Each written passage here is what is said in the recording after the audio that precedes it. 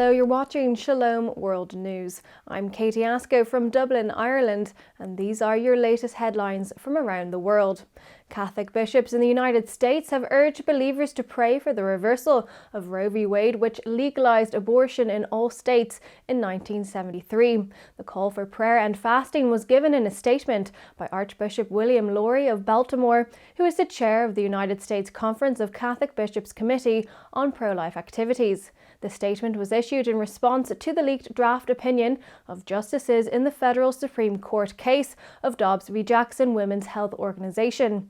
In the statement, the Archbishop said, quote, "The leak related to the U.S. Supreme Court case of Dobbs v. Jackson Women's Health Organization reminds us of the urgent need for prayer and action at this pivotal moment in our country." He appealed to believers to intensify their prayer and fasting to seek a favourable court ruling that leads to the reversal of Roe v. Wade. The prelate also reiterated the Church teaching that life begins at the moment of conception. The European Parliament has come out with a report on persecution of minorities on May 3rd, which experts say is hostile towards religion and biased against Christianity.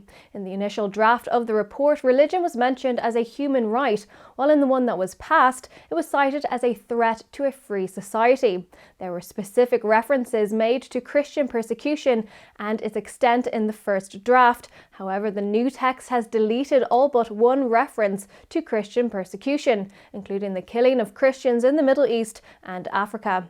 On the other hand, the report does include several references that stress protection of atheists as well as humanists. Experts also say that those who are supposed to be protected by this report end up being portrayed as aggressors. On the day it was passed, the Catholic bishops of the EU issued a statement saying that it is the duty of the European Parliament to defend the fundamental right of religious freedom.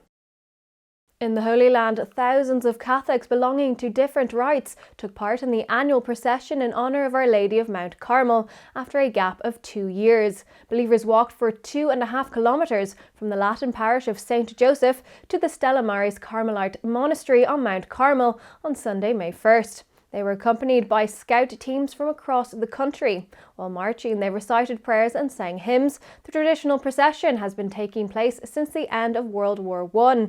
Addressing the pilgrims at the monastery, Latin Patriarch of Jerusalem, Archbishop Pizzaballa, said, quote, "We must bring the consolation of the gaze of our Mother, which we receive today in our everyday life." In Nigeria, the Archbishop of Abuja has decried the spiralling youth unemployment, religious and ethnic strife, and land grabbing as far more deadly than the COVID-19 pandemic.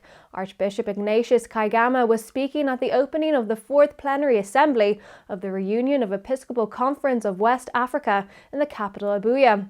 He said money was being spent on weapons instead of using it to tackle the effect of hunger and to foster development. He blamed political governance for not adhering to charity, justice, truth and transparency. Archbishop Kaigama said that the Church will continue to play its role in educating the consciences of Christians, non-Christians and all people of goodwill. He exhorted leaders to, quote, "use political power to create good governance rather than for personal advancement." More than 150 bishops from 16 countries in the region are taking part in the plenary meeting. In the U.S. state of Colorado, the Sacred Heart of Mary Parish Church in Boulder, Denver, was desecrated with offensive pro-abortion graffiti on Tuesday, May 3rd.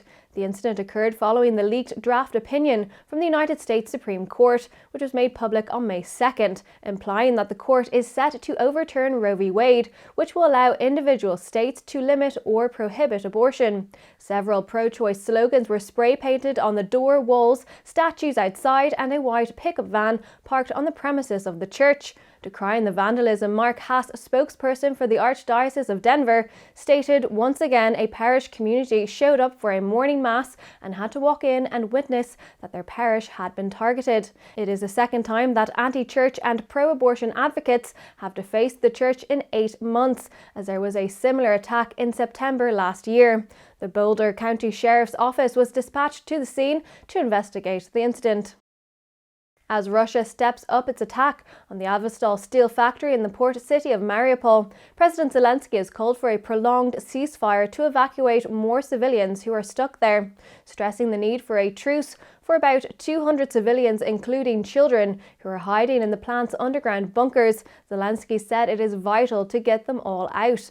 Russia has escalated its bombardment on Ukraine's east and south, and the Azov seaport of Mariupol is one of the key targets. The United Nations and Red Cross have evacuated hundreds of people from Mariupol and other areas this week, after Russia declared victory in Mariupol on April 21st. The Russian invasion of Ukraine is now in its third month, with both sides suffering increasing numbers of casualties. Cardinal Kurt Koch, prefect of the Pontifical Council for Christian Unity, said that Putin's war against Ukraine has created deep divisions in the Orthodox fraternity and has caused great damage to ecumenical dialogue. The Cardinal said that the legitimization of the conflict from a religious point of view has shocked the soul of ecumenism. He was making a tacit reference to Russian Orthodox Patriarch Kirill's support for the Russian invasion. Toeing the line of his ally President Vladimir Putin, the Patriarch said on Tuesday that Russia did not launch an attack against anyone, adding that it is only defending its borders as far as the conflict with Ukraine is concerned. Meanwhile, there are reports that the European Commission is planning to impose sanctions on the Russian Patriarch, along with 57 others. Reflecting on the migration of Christians from Iraq, Chaldean Patriarch Cardinal Louis Raphael Sacco has said the need of the hour is a state in which all citizens are equal by law, regardless of religion. Terming migration a phenomenon of our time, the Cardinal criticised what he terms the culture of quotas, which hinders the birth of a modern state that embraces everyone. In his reflections, which were published on the official portal of the Patriarchate, the top prelate said that there can be no true democracy if there are no strong institutions in the country. He said that the migration of Christians can only be tackled by restoring a social and political fabric on which people can rebuild their lives. Since 2003, the Christian population has plummeted from 1.5 million to less than 500,000.